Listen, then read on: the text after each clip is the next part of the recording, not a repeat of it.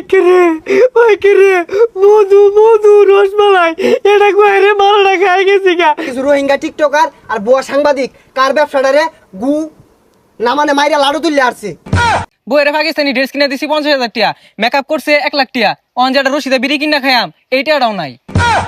সেটা ভাঙা টেলিভিশনে ঈদের সেটা ভাঙা খবর নিয়ে হাজির হয়েছি মোহাম্মদ আমি সেটা মিয়া, আমার ডান পাশে রয়েছে মোহাম্মদ গুটা মিয়া।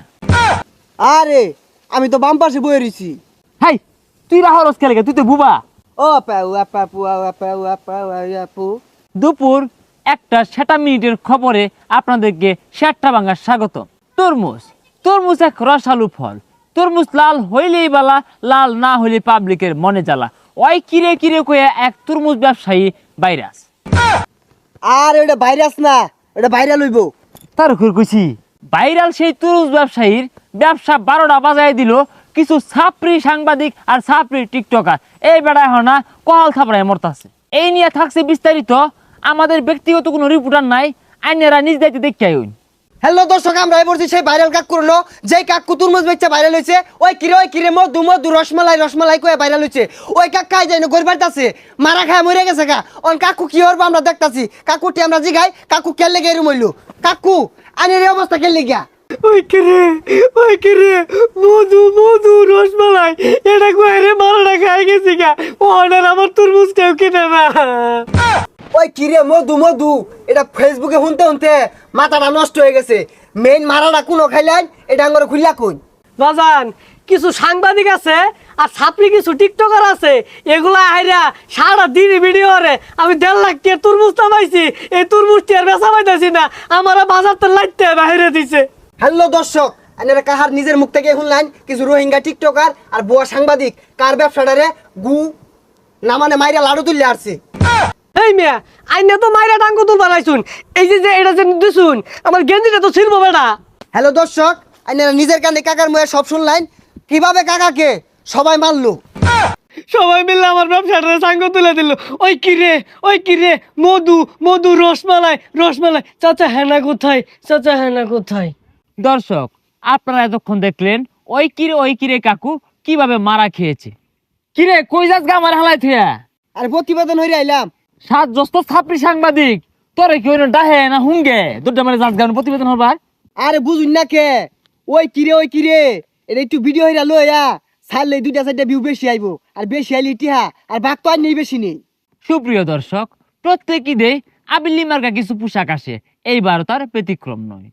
পরিজামা, পাখি জামা, ঝিলিক জামা থেকে কিরণমালা থেকে শুরু করে এইবার আইছে পাকিস্তানি জামা। এই পাকিস্তানি জামা কিনা দিলেই বালা, না কিনা দিলে সেরানে মনে জ্বালা।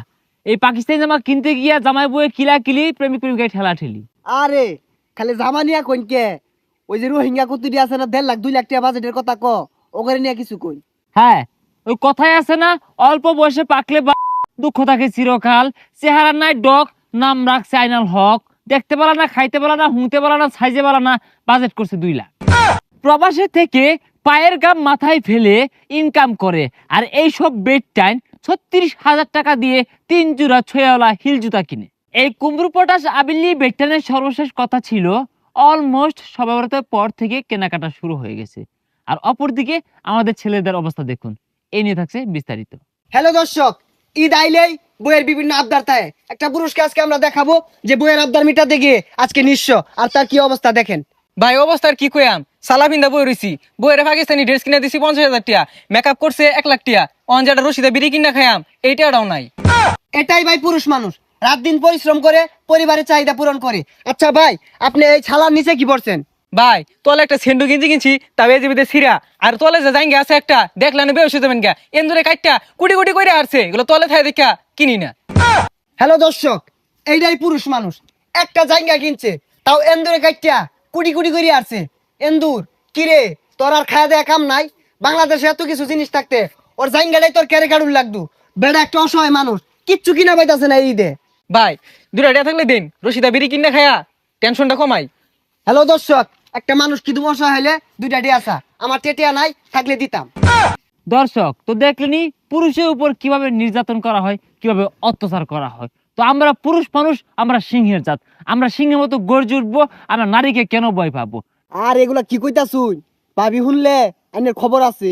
ও ভাই ভাই তুই বলে ভাবির 29,000 টাকা দিছ জামা কিনতে 30,000 টাকা লাগে 1,000 কম দিছ দেখিয়া দাও লয়ে বই রইছে তোরে গেলে শেষ পো।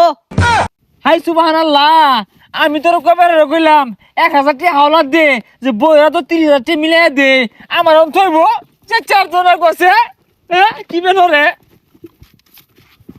আরে বেচা এরিসুন কে খবর শেষ জান গে।